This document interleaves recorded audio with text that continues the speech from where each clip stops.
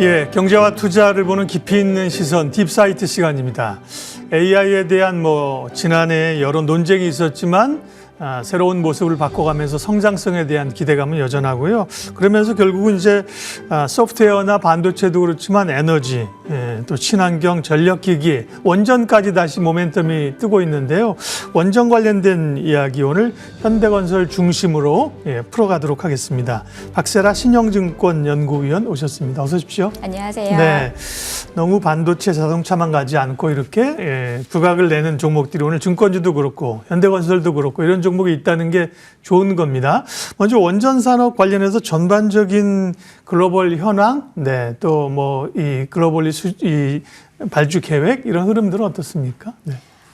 일단 한마디로 지금의 글로벌 원전이 어떤 흐름이냐 정리를 하자면 과거에 우리가 한번 원전 르네상스가 왔던 적이 있었습니다. 네. 2000년도 당시에. 그때 당시에 이유는 화석 에너지 연료 가격이 너무 비싸고 우리도 이제 탈탄소 해야 된다. 이런 정책 아젠다 때문에 원전에 대한 수요가 있었고 그래서 원전 발주를 국가별로 좀 주도를 했던 시기가 2000년대 초라고 보실 수 있는데요. 하지만 지금의 이 원전 발주는 그런 정책 아젠다와 달리 실사용이 증가를 하고 있는 상황에서 이 폭증하는 전력 수요, 그거의 원인은 당연히 AI겠죠.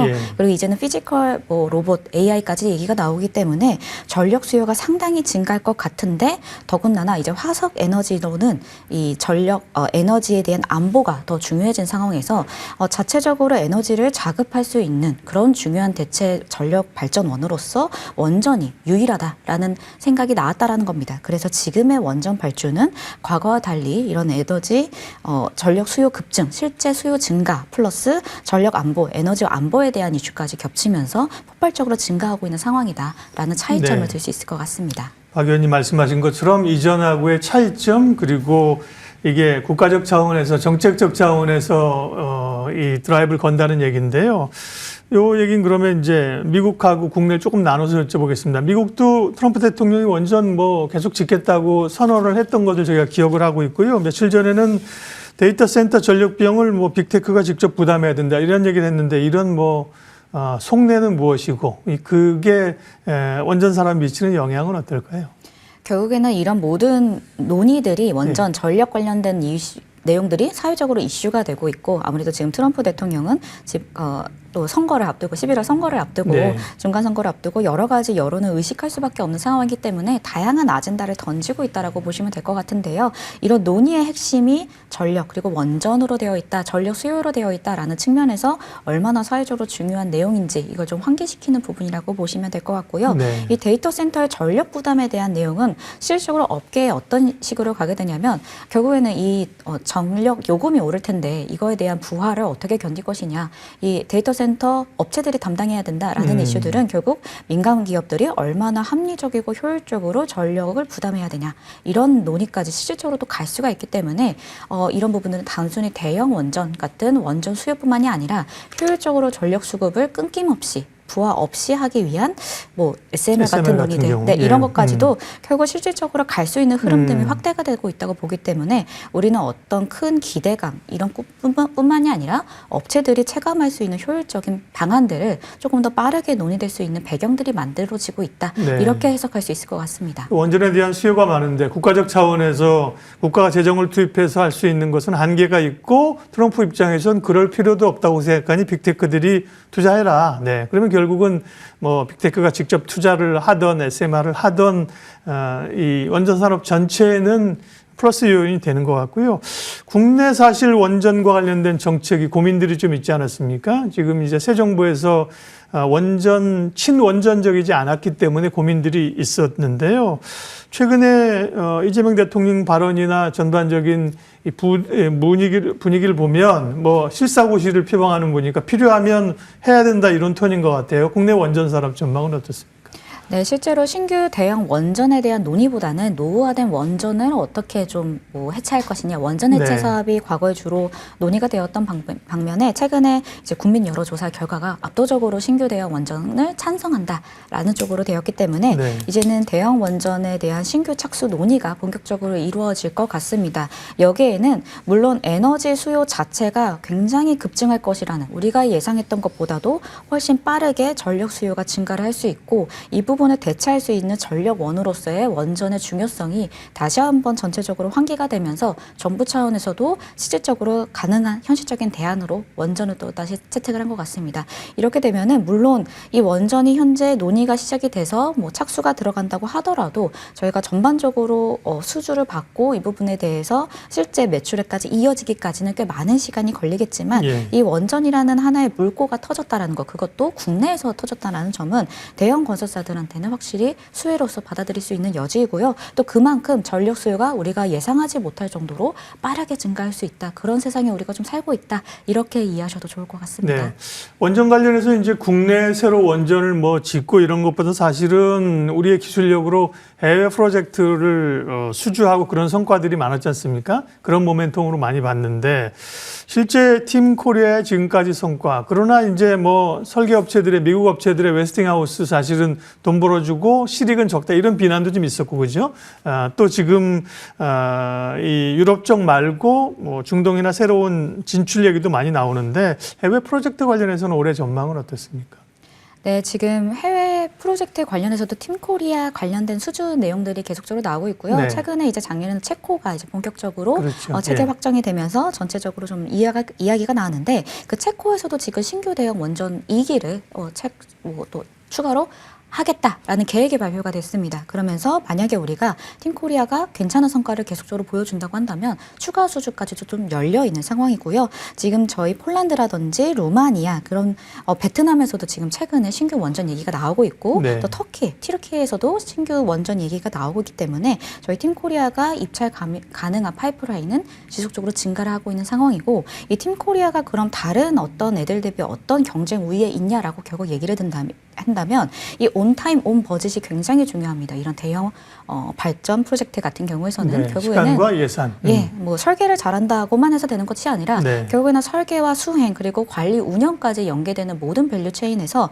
경쟁력 있는 기업들을 가지고 팀을 꾸려서 얼마나 유기적으로 움직이면서 정책도 대응하고 수행 리스크도 관리하고 마지막에 종결까지 짓는지 이 모든 전체 밸류 체인 성에서의 경쟁력을 보았을 때 우리나라에서는 한수원, 한전부터 해가지고 뭐 EPC 기업들까지 그리고 두에비 같은 기자재 업체들까지 있기 네. 때문에 모든 밸류 체인을 골고루 가지고 있다라는 점이 저희 팀코리아만이 가질 수 있는 그런 강점이라고 보시면 됩니다. 네. 그러면 이제 조금 더 원전 관련된 산업의 트렌드 글로벌 경향을 받고요. 기업으로 좀 접근하겠습니다. 잠깐 말씀하신 것처럼 줄여서 두에빌, 두산 에너빌리티가 국내 이제 원전 업체 가운데는 여러 포트폴리오를 가지고 있는 대형 업체로 주목을 받았는데 최근에 뭐 대우건설, 현대건설, 한국전력 오른 건 좀 다른 요인이겠습니다만 이런 뭐 건설주나 이런 게 원전주로서 특별히 좀 부각되고 있는 그런 뭐 모멘텀이나 이유가 있는 겁니까?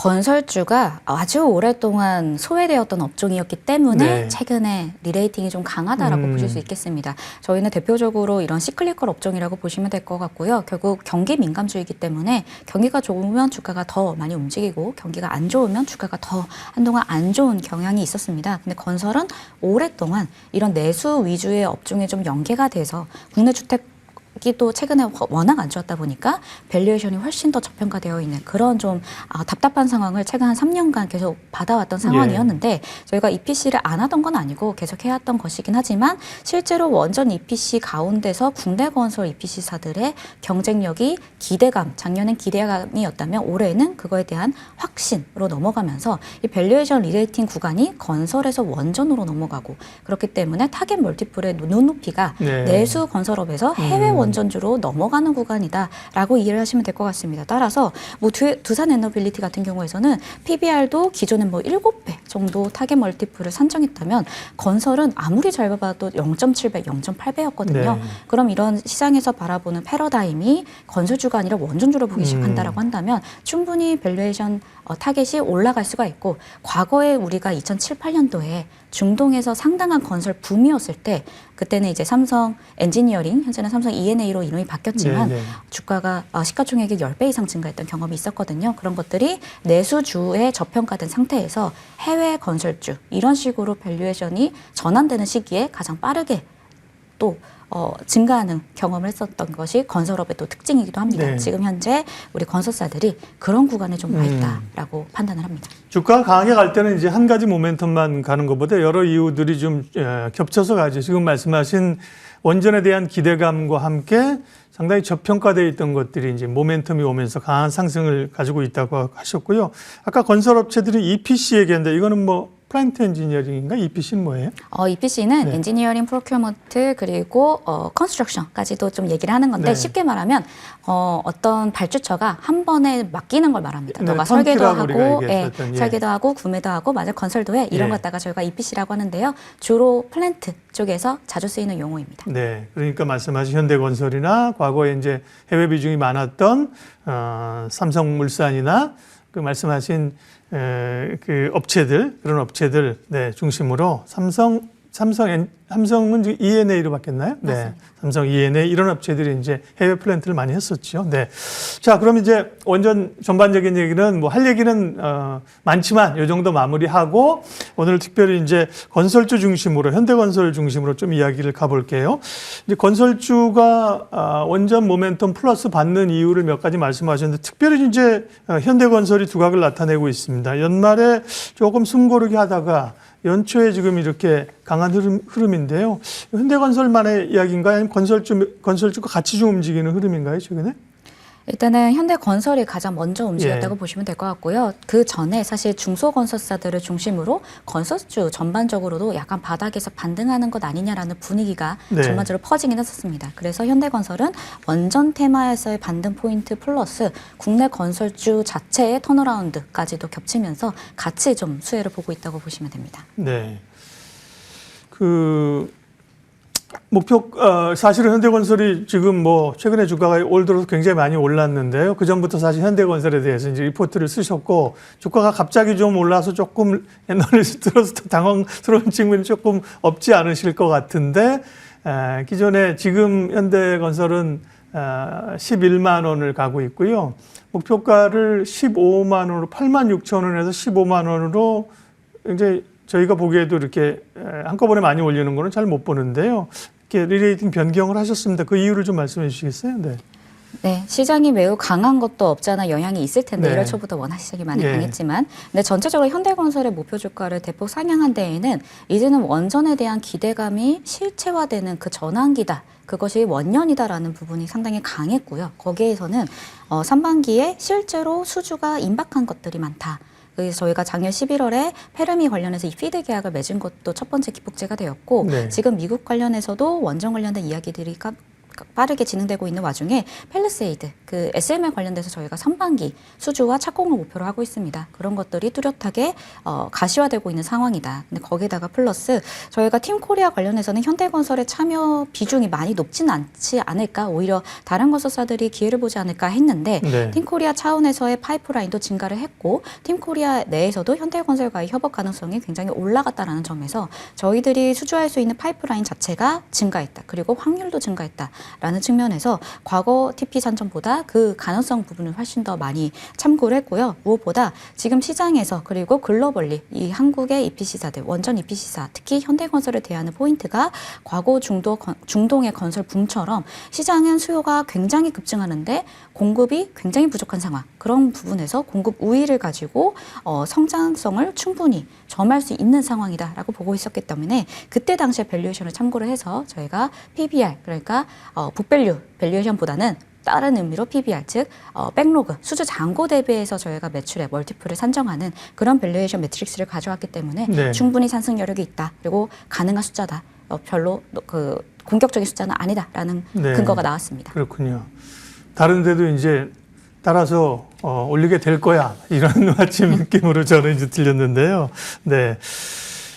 당장 그러면 이제, 지금 원전 모멘텀, 그 다음에 건설 쪽에서 실적 모멘텀의 그 가치들을 산정해가지고 목표가를 15만 원으로 제시하셨는데, 실적은 이제 4분기 실적은 발표 안 했겠죠? 4분기 실적하고 올해 실적 전망은 어떻습니까?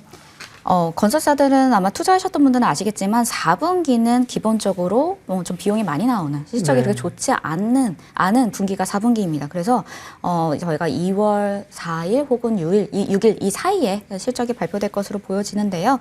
이때 실적이 나오게 되면은 4분기 실적은 일단 조금 보수적으로 보셔야 될 것 같습니다. 그런 상황에서 실적이 트리거는 아니다. 지금은 사실은.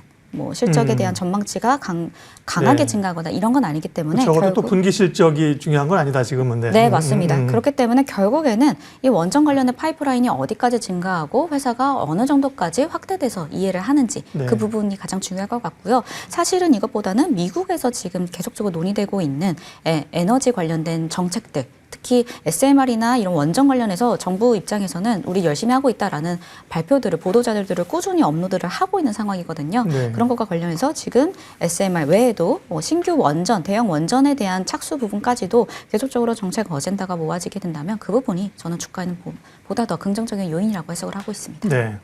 현대건설 원전에 관한 이야기를 하면서 현대건설 중심으로 이야기를 풀어가고 있습니다. 그런데 좋은 일만 있느냐? 네. 부정적인 건 없느냐? 그렇지는 않죠. 세상 만사가. 그죠? 건설 같은 경우는 특별히 이제 국내 건설이 부진하지 않습니까? 어제 우리 성장률 발표하면서 4분기 성장률이 마이너스 나왔는데 그중에서도 사실은 국내 투자나 건설 부분이 역시 부진했었어요. 그런 쪽에서의 국내 주택 부분의 어떤 어려움? 이런 것들, 그다음에 경기 자체도 사실은 경기가 강하게 성장하는 측면은 아니니까 그런 데 대한 부담은 어떻게 해석해야 될까요? 이거를 건설업 전반으로 넓혀서 좀 원론적인 얘기를 좀 드리자고 한다면은 건설 업황 같은 경우에서는 2023년도가 가장 최저점이었고요. 네. 2024년도, 2025년도는 소폭은 상승을 했습니다. 그게 건설 수주 기준으로 얘기를 드리자고 한다면. 근데 그 상승을 주도했던 것은 민간이라고 하기에는 조금 아쉬웠던 것 같고요. 공공이나 전반적으로 약간의 소폭 회복 정도였는데 지금 2026년도는 과거와 다르게 공공이 일단 마중물 투자를 상당히 적극적으로 하고 있습니다. 여기에 대해서는 뭐 최근 발표가 또 예정 중인 공공 공급주택 발표 뭐 이런 공급 확대 방안들이 나올 것이기 때문에 이 부분들이 공공주택을 중심으로 공공 물량이 많이 나올 것이다 좀 기대를 하고 있고요. 사실 정비 사업 같은 민간 부분에서도 과거보다는 조금은 사업성이 개선이 되면서 조합원들 중심으로는 지금은 정비 사업을 해도 수익성이 나오겠다라고 판단이 되는 부분이기 때문에 국내 주요 대형 정비 사업들은 굉장히 빠르게 좀 증가를 하고 있습니다. 이런 부분들은 대형 건설사들만 또 수주를 할 수가 있는 영역이기 때문에 사실 건설사들 입장에서는 주택 경기는 뭐 최악에서는 이미 벗어난 상황이고 우리 입장에서는 수주가 굉장히 증가를 하고 있다. 오히려 개선되는 부분이라고 좀 받아들이고 있는 상황이고요. 다만 실적 같은 경우에서는 수주 이후의 실적까지는 약간의 시차가 좀 발생을 하고 있기 때문에 2026년도에 본격적인 실적 개선보다는 점진적인 실적 개선으로 그 톤은 보셔야 될 것 같습니다. 네, 국내 건설도 뭐 안 좋은 거는 맞지만 이제 바닥을 지나가고 있다고 하셨고 지금의 현대건설의 포인트는 사실은 국내 건설은 아니죠. 네, 이제 걸리는 요인들을 이제 꺼내 들은 거고요. 말씀하신 원전이나 해외 EPC 모멘텀 이런 게 훨씬 더 주가의 강력한 모멘텀일 건데요. 네.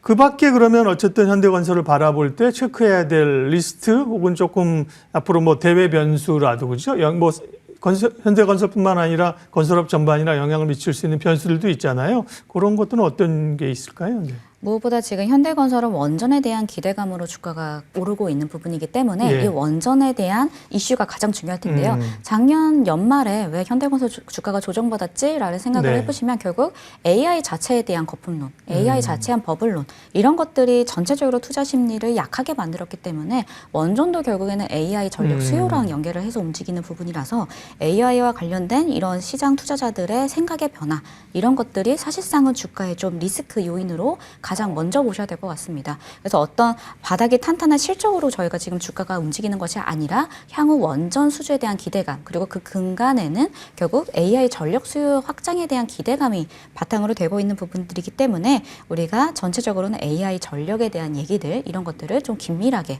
보셔야 된다. 그게 첫 번째 리스크다라고 보시면 될 것 같고요. 또 두 번째로는 저희가 실적할 때마다 늘 불안 요인인데 건설사들은 실적 나올 때 좀 불안합니다. 왜냐하면 수주는 잘해놓고서 수행을 할 수행할 때, 즉 프로젝트를 저희가 실제로 건설하고 비용이 수행하는 비용이 과정에서는 드는 경우가 맞습니다. 많죠. 예. 저희가 코로나 시기 때 예상치 못한 인플레이션으로 상당히 네. 크게 고생을 했던 것처럼 향후에 어떤 글로벌 공급망 재편이라든지 여러 가지 문제들이 겹치면서 수행 자체에서는 리스크가 좀 높아질 수 있거든요. 그래서 사실상은 실제 수행에 착수해서 들어갈 때에는 그런 리스크들도 같이 좀 염두에서 보셔야 된다라고 봤기 때문에 첫 번째는 AI 전체 전력 테마에 대한 부분들, 두 번째로는 진짜 프로젝트를 수행할 때 그 수행 리스크 관련해서 그 두 가지가 가장 핵심적인 요인이라고 볼 수 있습니다. 네. 그래서 이제 건설주를 보면서 특별히 이제 원전 관련된 모멘텀으로 보면서 탑픽은 이제 현대건설 꼽으신 거죠. 네. 네, 자료 맞습니다. 이 목표가 올린 자료 낸 건 1월 15일 날 내셨는데요. 그래서 목표가를 86,000원에서 15만 원으로 네, 올렸다고 말씀을 드렸고요. 그러면 15만 원의 근거는 아까처럼 이제 단순히 과거에 이제 PBR 잣대를 들이대면 안 된다고요? 맞습니다. 네. 저희가 건설주들은 이게 밸류에이션 반복론으로 PBR을 많이 사용을 하고 있었거든요. 그렇죠. 예. 근데 이 PBR을 사용하는 그 근간에는 사실은 건설업에 대한 뿌리 깊은 불신이 좀 있습니다.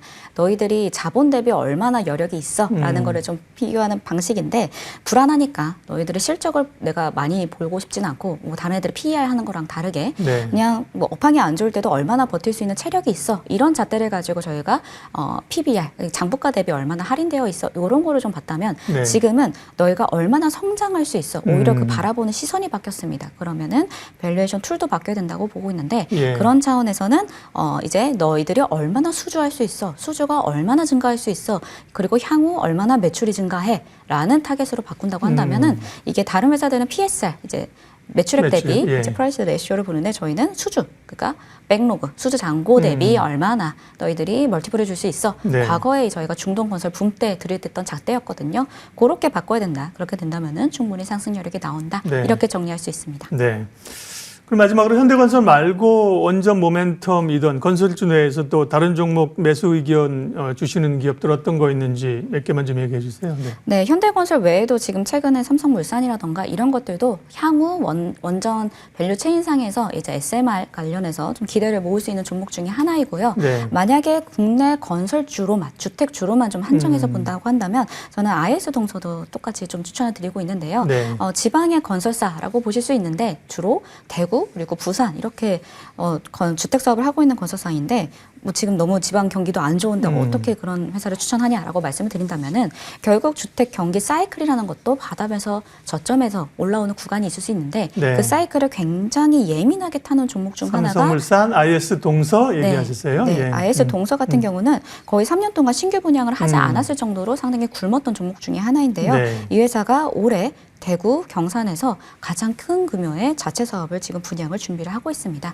그런 것들이 실적에 상당히 큰 턴어라운드를 가져올 것이다 라고 생각한다면 충분히 매력적인 종목으로 접근하실 네. 수 있을 것 같습니다. 굉장히 인상적이었던 얘기가 이제 현대건설을 포함한 건설주는 지금은 가치주로 PBR로 볼 게 아니라 그죠. AI로 보면 결국 성장주로 봐야 된다는 거잖아요. 그런 기준 자체를 다시 한번 검토해 볼 필요가 있다는 말씀 들었고요.